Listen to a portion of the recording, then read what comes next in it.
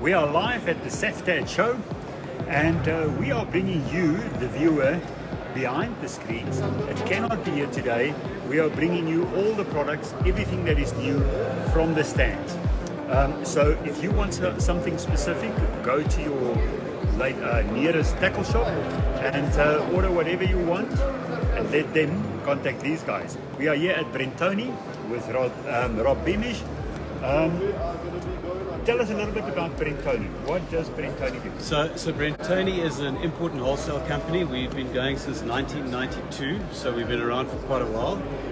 We specialize in knives, sunglasses and reading glasses, but for this show we're specifically doing our knives and sunglasses. We really try and make sure that our stuff is middle market, good quality, great value for money, and that's really what we try and do with all of our products. So if we take like our DIW range of knives, it's a working, hard-working knife that you must use and abuse. It's not a knife to live in a safe and be precious. You must use and abuse it, and when it's dead you throw it away and you get another one. And we hope that when it is dead you're like, wow, I've had this thing for 4 or 5 years, I can't believe it lasted that long, and you just go and get a new one. So okay. It's not precious. So you're going to take us through the different things that you've got in there. Sure, we can do that. Let's kick off. So if we sort of start this side, we've got some bait knives, some very basic sort of bait knives. We've got some diving knives. We've got quite a few hunting knives, butterfly knives, more hunting. You can see the range is huge. I think we have about 350 different styles of knives. So it goes on and on and on. And a knife is actually a very personal thing. You know, people often say to me, "Oh, just send me a knife." But it really is a personal thing, and when you buy a knife, it must talk to you. You must pick it up and feel it and touch it, and it must have a communication with you. Something that we've got new for the season is this very nice filleting knife. You can see it's got a very nice flex to it, so when you're filleting, it's easy to do that. It's got a nice non-slip rubber handle and a very nice sheath, so that it's safe when it's on your boat or in your backpack or in your tackle box. But that's a really, really nice knife. And for about 150 bucks in the shop, it's a great deal. If you lose it, it's not the end of the world, but with that bright orange handle, you should notice it before you leave it behind it or drop it overboard. The knives really go on and on and on. This one here is one of my favorites at the moment. It's just a really nice little folder, everyday carry knife. It's got a 50-50 blade. And again, that's about 300 Rand in the shop. But if you put it in your pants like that, it's there to open a box or to change a screw or something. You know, it's really nice little aluminium scales, 440 stainless steel with a satin finish. Just a really, really nice working knife for about 300 bucks. From there we go to our eyewear, and in our eyewear... I've just got a question. Sure, yeah. Something interesting. I'm a knife collector as well, and sure. I have over 100 pieces of... Okay, yeah, we like guys like you, yeah. Yes. I see something caught my eye about Joseph Rogers. Sure, yeah. Okay. So just show us, that's almost like a collector's piece. So the Joseph Rogers is an English-made knife. We've been also doing this for many, many years. Your grandfather, I'm sure, had one of these in his pocket. I've got a few that came out of the war. Sure, literally. And so you have your adrenaline scale, you have a steel scale, and then you have rosewood. And we also have... that's buffalo horn. So those are the different types of scales that you can get on the. That's actually not buffalo horn. That's also adrenaline. That's adrenaline. That's plastic. But we do have buffalo horn somewhere, and these are fantastic. I mean, it's literally handmade in England. They're pricey, but they really are fantastic. Those are not the 150 Rand. No, they're in a different league altogether there. But it really is beautiful, beautiful stuff. We even do hip flasks, you know, if you want a little doopy there. Lissy coffee. Yeah. This is one of my favorites at the moment as an everyday carry knife. This is actually what I've got at the moment that I'm using as a carry knife. Again, it's very flat, so when it goes in, it's very smooth. It's not sticking out and bulky. And again, just to open boxes and things, it's going to be about 250 Rand. I mean, and it's a really, really nice knife for about 250, 300 Rand. And if you lose it, it's not the end of the world. You go and you buy another one. But they must work. They must not live in the safe. We also do maple knives. I've forgotten about that.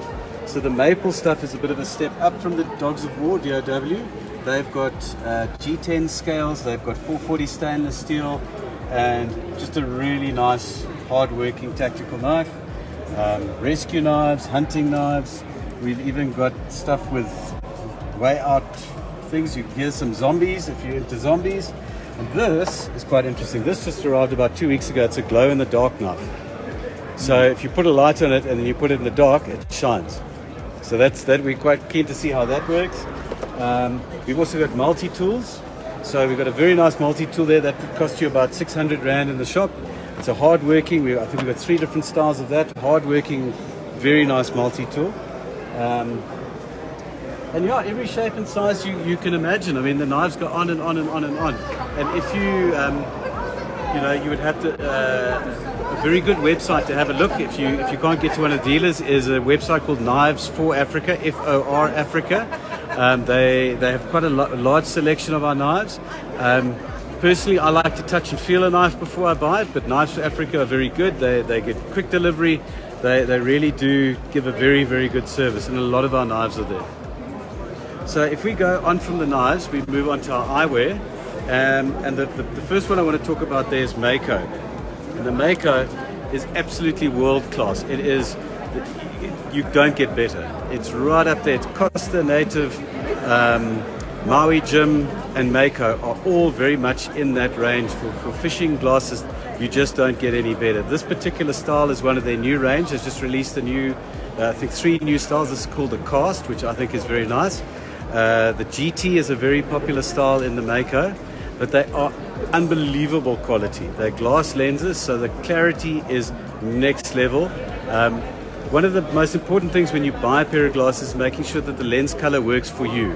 So this particular color is a green flash with a sort of a pinky lens on the inside.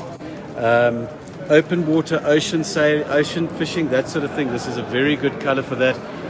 You just don't get better than the Mako. And if you look after them, they will last you for a very, very long time. The glass lenses are very tough, so they are scratch resistant, not scratch proof. They are definitely scratch resistant. And if you look after them, these things will last you a lifetime. They are absolutely superb, that you just don't get better.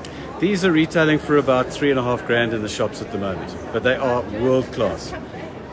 From the Mako, we move on to our own brand, which is called Ballistic. This is also a polarized sports fishing sunglass. These retail for about 600 Rand in the shop. They are made in a French factory for us with a Japanese lens. So for 600 bucks, they are outstanding quality. They really are value for money. And the idea with these is that if you do lose them overboard or the dog chews them or something, for 600 Rand, it's not the end of the world. You go and get yourself another pair. But again, like with the knives, we want you to use them, and when they're dead, you're like, wow, I've had that pair of glasses for 3 years and they only cost me 600 bucks, and you go and get another pair. This is what I wear day in and day out. I love my ballistics, and it really is my favorite pair of glasses to wear. Yeah, and that's us. That's what we do. We hope that you get great use out of our stuff, that it works hard for you. And I keep going back to the fact, like the knives in particular, they're not display pieces. You get guys who go and they buy these beautiful German handmade or fancy knives, and they live in the safe and they never get dirty. These knives must get dirty. My best is when somebody sends me a picture of a knife that's been used and abused and it's had a life. And you think of the stories that they can tell. And I think the same goes for the glasses as well. You know, you must use them. They must get used and abused.